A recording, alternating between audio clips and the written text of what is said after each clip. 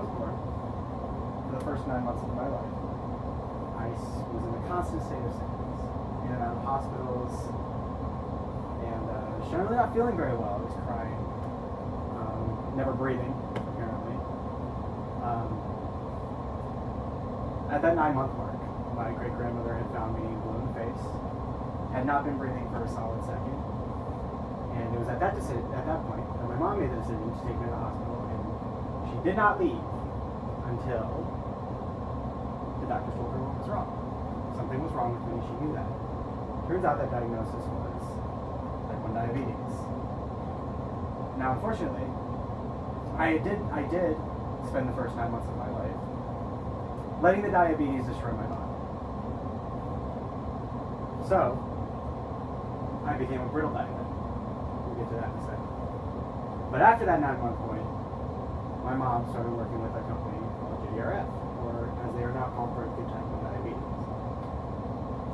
JDRF spends their time funding research projects and researching on their own for life improvements for children with diabetes, cures for children with diabetes, and they also dedicate a lot of their time for a lot of events that would fundraise things like this.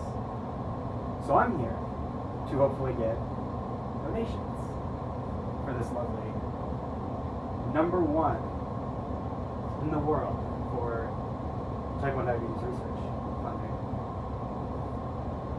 Before we get to them, I think we gotta know what diabetes is, right? So, diabetes, or once known as juvenile diabetes or insulin-dependent diabetes, is a condition in which the pancreas in a person makes little to no insulin. So let's circle back to what a brittle diabetic means. A brittle diabetic is a person whose pancreas is essentially dead in the water as far as insulin making goes. Because I spent those 9 months with my pancreas steadily dying, I have no natural insulin inside me. So I spend my time having to deliver that manually. Some symptoms of type 1 diabetes would be excessive weight loss, extreme hunger, extreme thirst, sleep issues, whether that be oversleeping or undersleeping, a lot of emotional disorders, a lot of general what someone would perceive as something like the cold, a lot of stomach issues, things of that nature. Now these can come on like that, incredibly suddenly. You could even have type 1 diabetes and not know that you have it quite yet, so it doesn't hurt to screen. If you see this in a child, some signs can pop up that you think a child just does these things, but it could be a sign of type 1 diabetes, such as wetting the bed, or something like that. There's also vision changes, which was a common problem for me as a child. I had glasses since I turned 3. Some things like fast breathing, rapid heartbeat, things of that nature. But that's not why we're here. We're here to talk about the people that research diabetes in particular. But as you can see, and there is no cure for this as of yet. But there are people trying to research ways to solve this. So we go to JDRF, or JDRF stands for Juvenile Diabetes Research Foundation. It was founded in the 70s by people who had loved ones that were diabetics. There's no specific person credited to founding this organization. Though they are nonprofit, they are dedicated to finding cures or general life improvements, which we will get to in a minute. And their hope is generally to make type 1 diabetes a thing of the past. Now they've moved on from just general children, as juvenile diabetes actually tends to happen mostly in children given the name juvenile. But these children have since grown into adults who still have the same problem. So as diabetes is evolving, so have they, so that they have now rebranded to breakthrough type 1 diabetes. However, they are still focused on the same things as JDRF. But I guess you wonder, what do they do with all this money? They fund projects generally. For instance, there's a project in Cincinnati, Ohio, in which students at the University of Cincinnati are studying pancreas beta cells currently in live diabetic rats. When I looked on the website for this particular project funded close to home, they did have some varying degrees of success. Some found that there was an improvement in insulin manufacturing within these pancreas, and some not so much. Also, diabetes isn't also just a physical issue. It can cause a lot of mental strife and disorders stemming from that.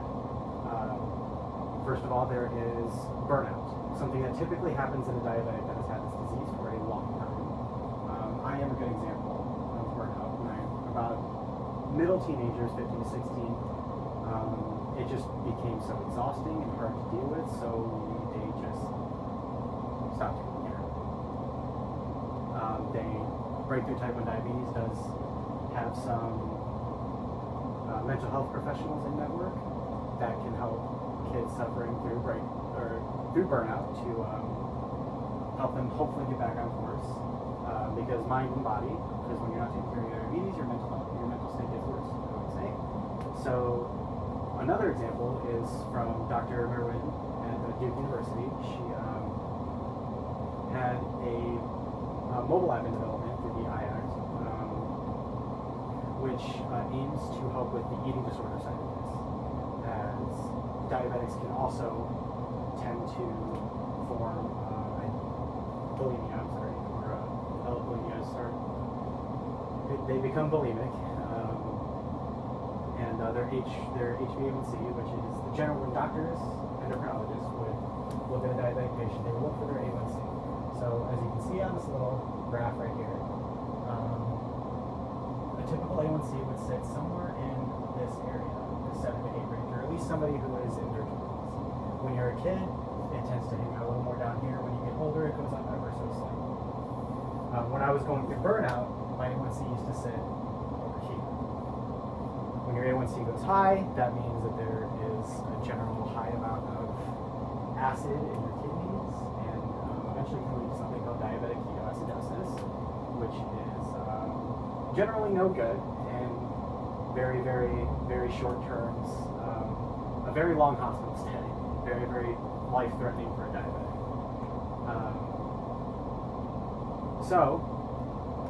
JDRF, they would take the billions that they have gathered over their lifetime and send them to various universities or other research foundations to come up with ways to either cure diabetes or, as with Dr. Neal here, quality of life improvement for those of us that have to live with it, because there is not a cure yet. So, you're wondering, how can you help? That's a great question. There are so many ways, as these guys are the leading force in diabetes research. They have several events that you can attend. One of which, and probably the biggest one, would be the Walk to Cure Diabetes. That is something that me and my family have participated in since I was very, very young. We formed what is called Ian's Alliance, which is our family unit and our friends that would gather specifically under that title during the walks and represent. There are other teams of that caliber that these walk. Typically, these would take place, or at least in Cleveland, Ohio, it took place at the Metro Park Center in September. But if that doesn't suit your needs, there's also the ride, if you prefer to ride bikes. There's the run, if you prefer to run instead of just walk. Or if activity physically is not your cup of tea, you can attend our galas, which are just people dressing up in fancy room talking, gathering donations that way.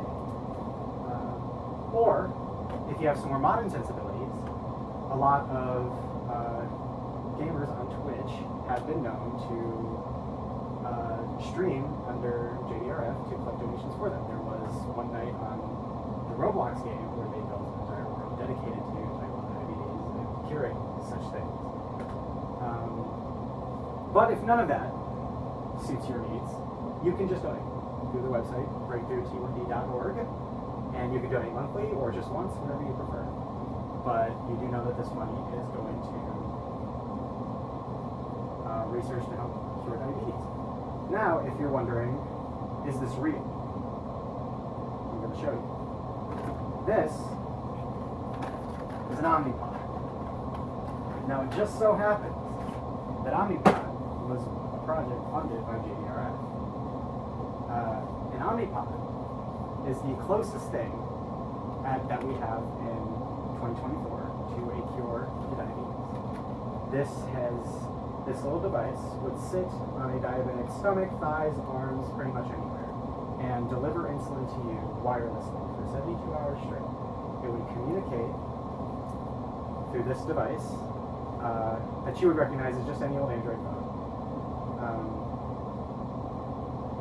And as you can see here, all of the information I need to know is sitting on this home screen, like bolus delivery if I needed to, or I can enter my blood glucose, which would sit in this corner, because it communicates with my blood, essentially, and deliver insulin predictably.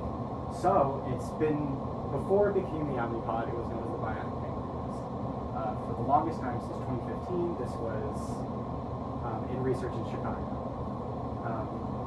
Now I am one of the blessed few that gets to have the Omnipod, and as somebody who has been a diabetic for almost 24 years now, this is the highest quality of life improvement that I've had in my entire life. This has been the most hands-free I've ever been with my diabetes, and while it is not a cure, I still have diabetes. I still have to work to, change this thing every 3 days, or some mechanical issues can happen. My insulin delivery is interrupted, or something as simple as my body just feeling off that day. There are still problems. But, as you can see here, JDRF has funded the ability to make type 1 diabetes